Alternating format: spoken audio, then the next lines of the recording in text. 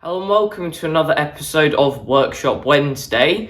It is the first Wednesday of the month, which means we will be doing one of our Tool of the Month videos. And in today's video, we have another product from Seika, and this time it is their cordless polisher.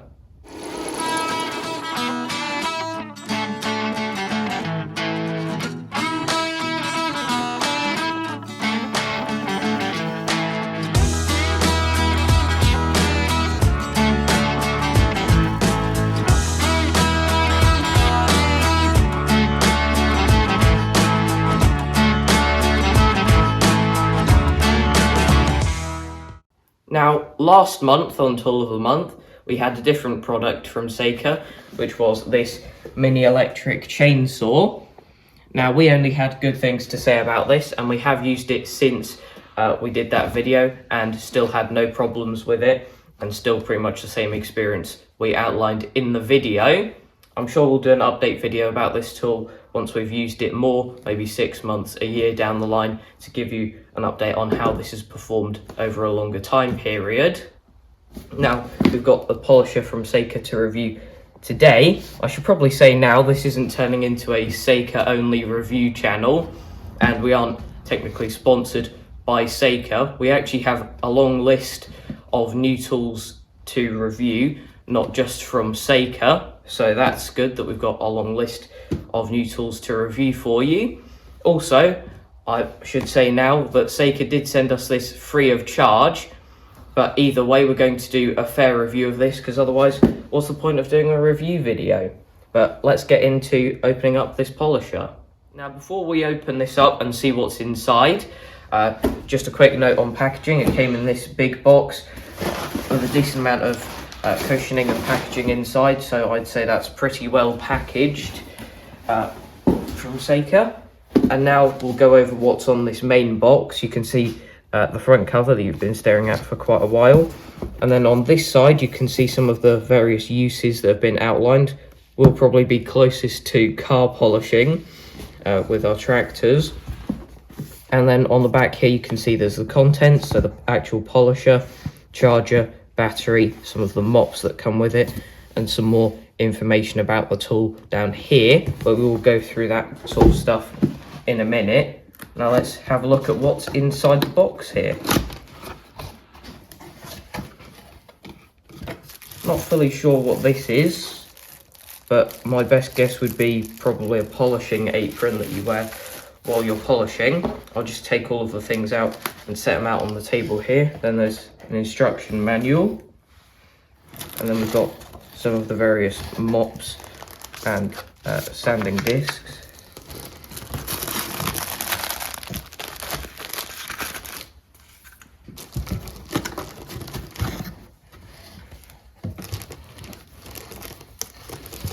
Then we've got the main polisher here, which actually has this mop kind of stuck onto it at the moment. And the battery, and also the charger. I'd just like to point out that in the bottom of the box here there's this nice polystyrene locator for all of the parts, so that they stay in position while it was being transported. We put the battery on charge, as in the instructions it says it could take up to 4 hours to charge this, so we thought we'd get it on as quick as possible. Now, it's got the same kind of charging plug and cable as the chainsaw, but a different style battery, which means this LED will be red while it's charging and then green once it's finished its charge. Now, we've also, first thing we did was read the instructions. Now, there was a lot of safety information in there, which is always good, but we found that there was a slight lack of detail on some things about operating the machine. But here's what we found. It says in here that the orange polishing pads, these two, are for pre-polishing. And then it says, well, it actually says the black polishing pads, but I'm assuming it means the blue ones, which you can see there's actually many polishing pads in here. Not all of them are blue, so I'll kind of undo these so you can see them all. Got this blue one here, and then there's this white one,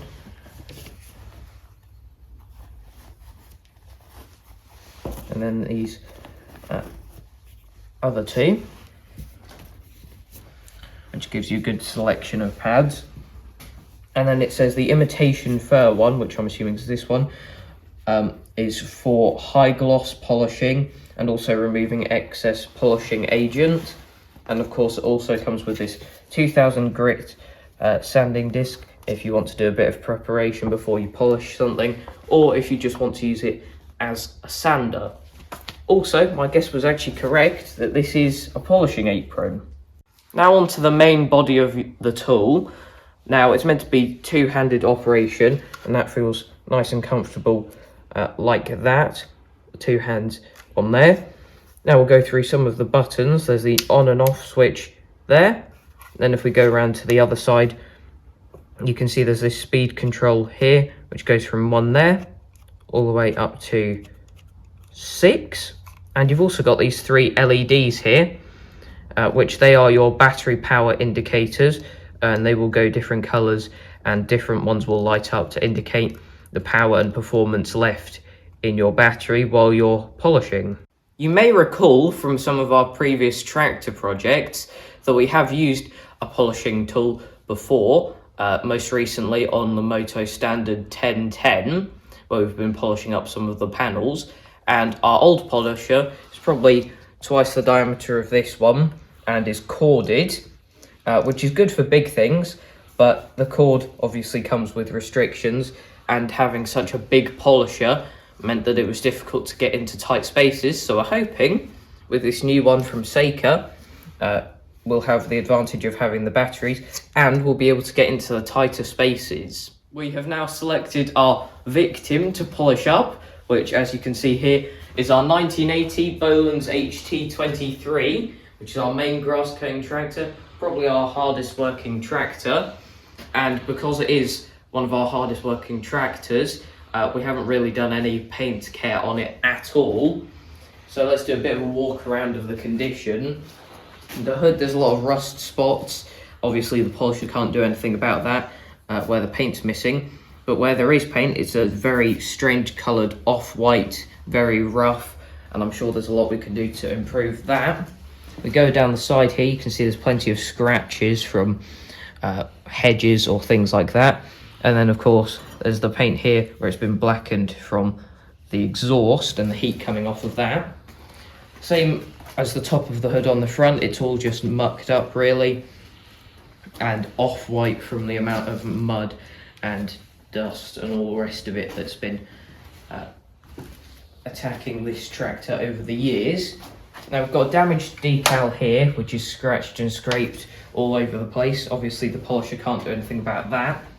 But on the rear fender here, you can see there's plenty of paint, which is still there, which can be cleaned up fine. There's actually quite a lot of paint splatters, which would have been from when we were painting something else in black. So hopefully with this polisher we can clean all of this up and at least get a much better finish than it is in currently. Now today we're going to do a 3-stage process on the paint of the HT23. Firstly, we're going to use some wet and dry paper and give this a wet sand just to get rid of some of the rust staining that's on the paint. Obviously don't want to do too deep of sanding because we don't want to go down to bare metal or anything like that. And then once we've done that, we have some cutting compound here which we will apply and then obviously wash off, and then we have some wax here to use as the 3rd stage. Now what we're going to do is we'll sand this down off camera and then we'll come back to you so that we can apply the cutting compound and wax with our new Seika polisher. We have now finished rubbing down the paint on the HT23, and in places it looks better, in other places it just looks like we've stirred around the muck on top of the paint. So the real magic should be with the cutting compound and polish using our new polisher. Good news, our battery is finished charging because you can see the green LED there. So now we'll unplug that from the socket and unplug this from the battery. Battery is now separate and we can put it into our polisher just like that. Now I'll show you the speeds on it. That is where the battery goes in, by the way. I don't think I've mentioned that yet. So if we turn it on, that's in 1, 2, 3, 4, 5, and 6.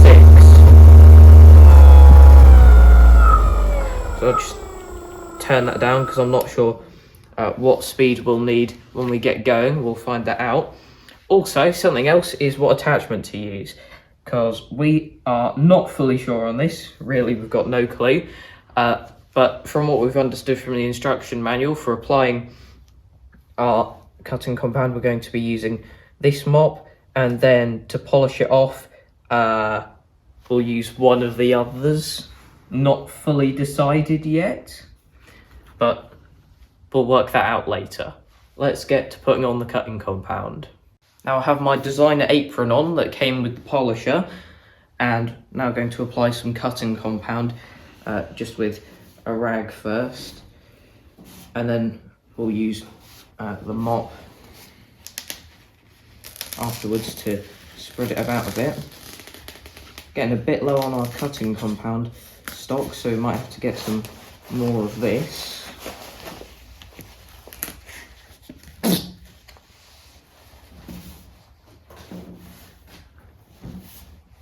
Now to start polishing.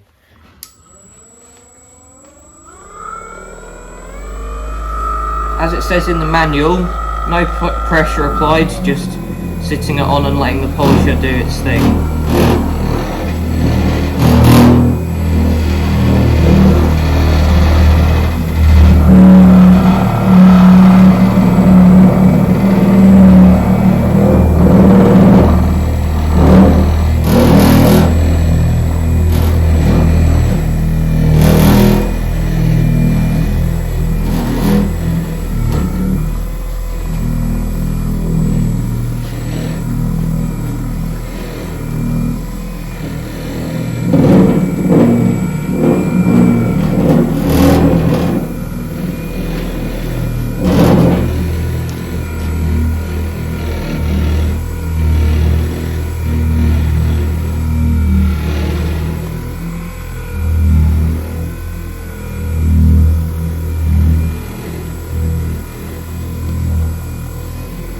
Set the speed thing to 4, and that seems to be doing quite well. Apron is also very good, very functional, unlike the cameraman who's wearing it, because he doesn't have a designer apron like me. But let's start on the rear fender.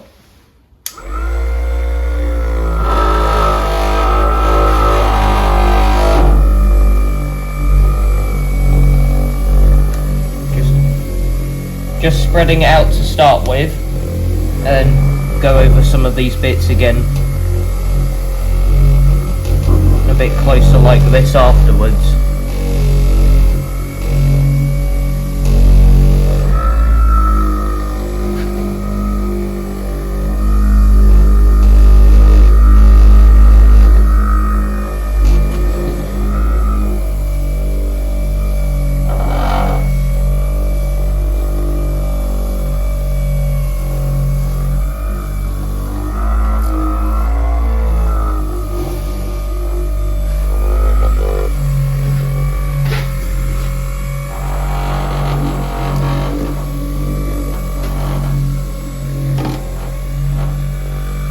Going over the curves nicely.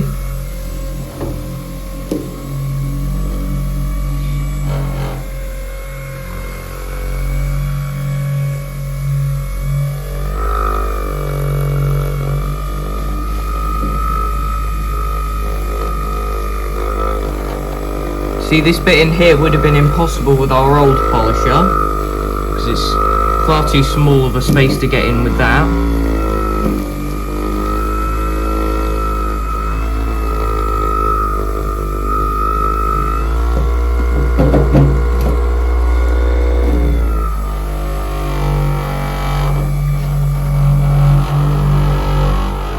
All of the cutting compound, and we're going to move on to the wax. Now we're going to apply it by hand across the whole of the tractor, and then we will get our new buffer and we'll use the imitation fur pad to get the best finish we can on this paintwork. Our imitation fur attachment is now on there, so let's get polishing.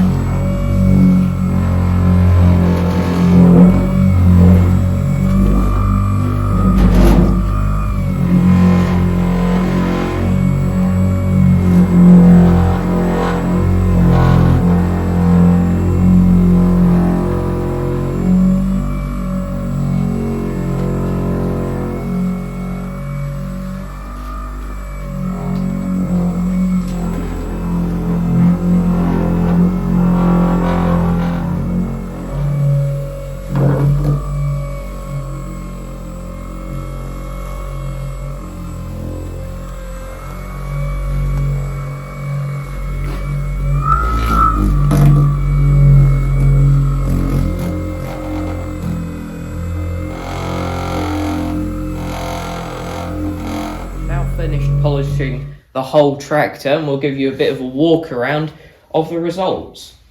Now on the hood here, there was obviously the bits where the paint had come off, where the polisher can't do anything about that, but the rest of it, it's made a massive improvement. It's now more of a clear white rather than an off-white orangey colour. Then we move down this side, you can see all of these scratches were down to through the paint, so there's nothing again that it could do anything about that, but you can see all of the exhaust marks are gone, and that's the same story on the front where there were some exhaust marks, and general very nice white colour continues with a lack of marks and stuff down there. It's very shiny too, you can see the reflection of the lights very clearly. The rear fender is also a very good result. We're very happy with how all of this turned out.